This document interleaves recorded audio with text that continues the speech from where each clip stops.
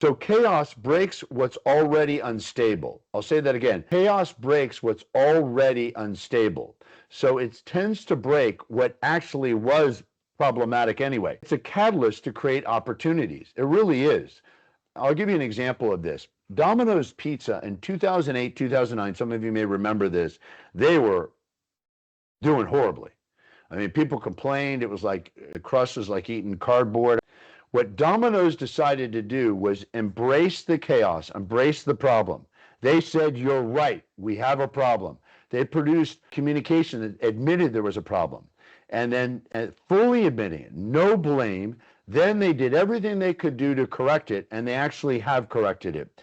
And by embracing it and using it as an opportunity to make it stronger than as a company than ever before. So in 2009, they were at $3 at stock. It was the stock price. And in 2021, it rose to $400. Do you know they outperformed, and I found this out, they outperformed Apple, Google, and Amazon within that decade. The truth is, embrace chaos. Embrace it.